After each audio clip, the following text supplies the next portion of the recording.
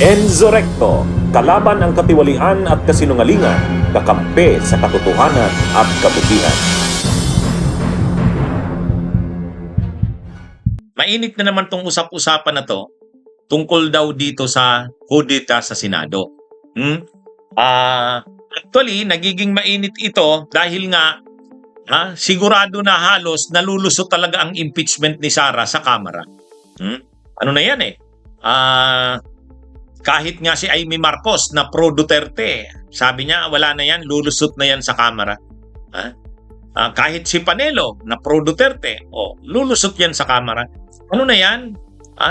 Ewan ko nga kung saan nanggagaling yung mga DDS na yan na nagkakalat na delikado daw na hindi makalusot sa plenaryo kasi marami daw nagbabawian ng perma.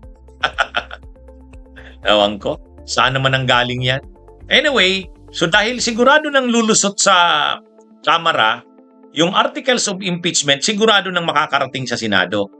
Ay ngayon, itong mga minorya ng Senado nagpaplano na harangin.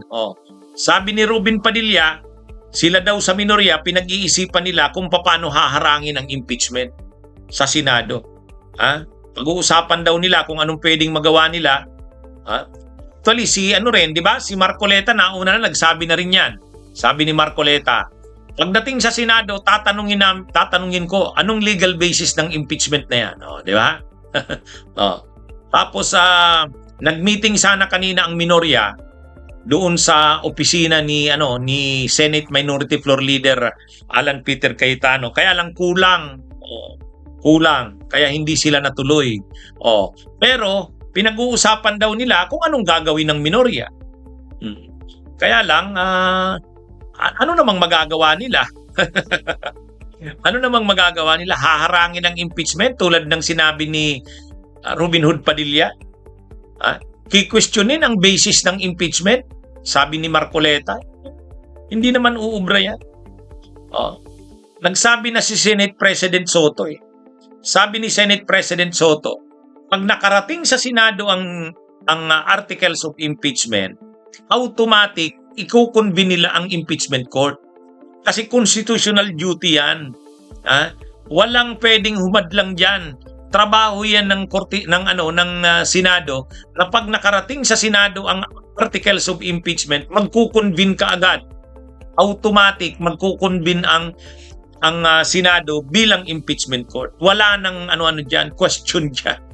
Kahit sinuan niya, hindi makakahadlang diyan. So medyo medyo hardline yung stand ni Soto. Talagang siya, sabi niya, sinong hahadlang diyan? Bakit nila kikwestiyonin ang pag-convene ng impeachment court? Ay nakalagay talaga yan sa konstitusyon.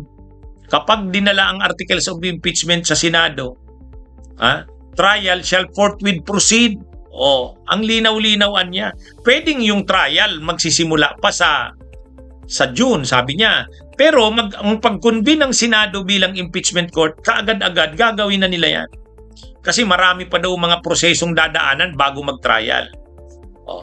Ngayon, sabi ng minorya, sabi ni Marcoleta, kikwestiyonin niya daw ang legal basis ng impeachment. Sabi ni Ruben Padilla, haharangin daw nila sa minorya. Paano naman haharangin? Kaya lang, napag-uusapan kasi ang kudeta kasi sabi nga ni observation na yan, galing yan kay dating Senate President Franklin Drilon. Sabi ni dating Senate President Franklin Drilon, ay kung talagang magmamatika si Senate President Soto nang gusto niya, itong mga senador na pro Sara ay gagalaw, posibleng kumuha yan ng suporta galing sa iba. Pwede yan, gawin nila yan para protektahan si Sara Duterte. Gagawin talaga nila yan. Hindi malayong gawin nila yan. Kahit si dating Senador Pimentel, si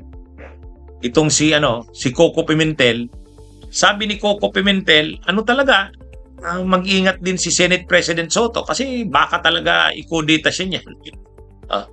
Pero sabi naman ni Senate President Soto, hindi pwedeng hindi niya gawin ang dapat. Kung ano ang dapat at tama, gagawin niya. Actually, ang paliwanag din nga nila nila Senador Coco Pimentel. Sa bagay, pag ginawa naman yan ni Senate President Soto, ang ano niya diyan, ang importante, yan ang legacy niya. Oh, paninindigan niya yan dahil sa tingin niya yan ang tamang gawin. Oh. Kaya lang siyempre, ang sinasabi lang naman nila Drilon at saka ni Coco Pimentel, hindi malayo na magmaniobra ang mga senador na kakampi ni Sara para ikodeta si Soto. Kasi nga 15-9 eh. 9 yung 9, malaki yung bilang na 9. Yung senador na nasa minorya ay 9, so malaki. Kailangan lang nila ng kailangan lang nila ng 3. Pag may 3 na sila, di 12 na. Oh, puntay na. Oh.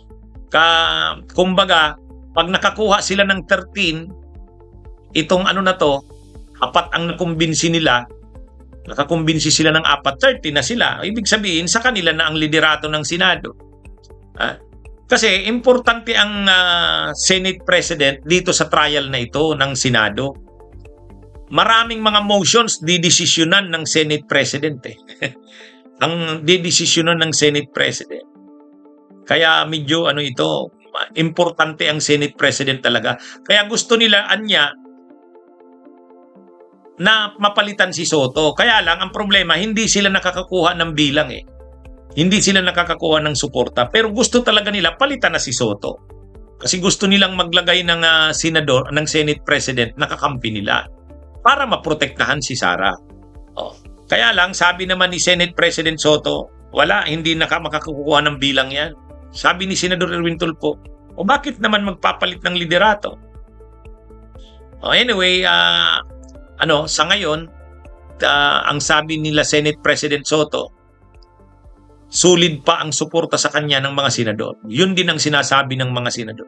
Kaya lang, ang sinasabi naman ng mga observers, wag magkampante si Senate President Soto kasi maselan itong issue na to eh. Impeachment ito ni Sara Duterte.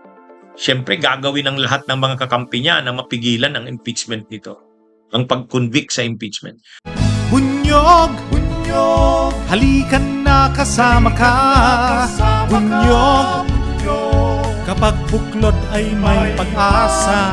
Luzon, Visayas, Mindanao, isa ang pananaw. Sa bagong Pilipinas ang bunyog isisigaw. Bunyog, bunyog, bunyog.